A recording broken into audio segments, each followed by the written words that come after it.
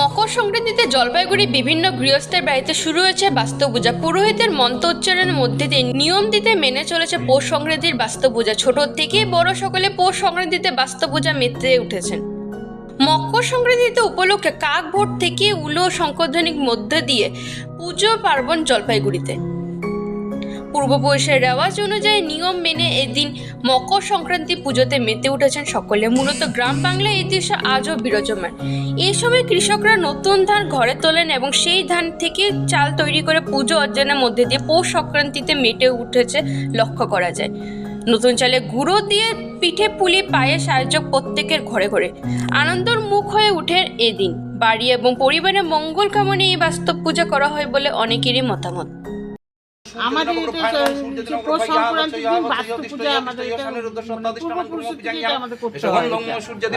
এটা না করে অবধি আমরা কিছু করতে পারবো না। তারপরে কেন এটা যেহেতু আমরা বাস্তু পূজাতে থাকি, পূর্বপুরুষের থেকে হয়ে আসছে মঙ্গল কামনায়, মঙ্গল কামনার জন্য। কি এখন পুরোহিতকে দিয়ে পুজো করাচ্ছেন? হ্যাঁ, এটা আমাদের পুরোহিত দিয়েই করাইতে হয়।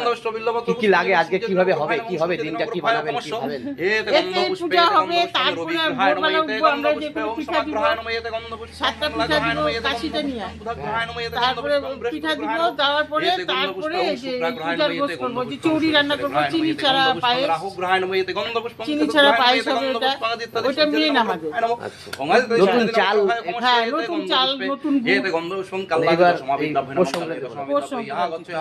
ভোরবেলা উঠেছে, হ্যাঁ, 5টায় স্নান টান করে তারপরে যে এখানে পিঠা দেওয়া হলো, তারপরে পূজার গোছ করা হলো।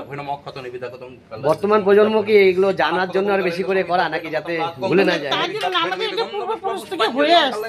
বর্তমান প্রজন্ম দেখছে, ভালো লাগছে। হ্যাঁ, আমরা তো যেটা যারা ছেলে মেয়েরা এখনকার, হ্যাঁ, এরা তো করে।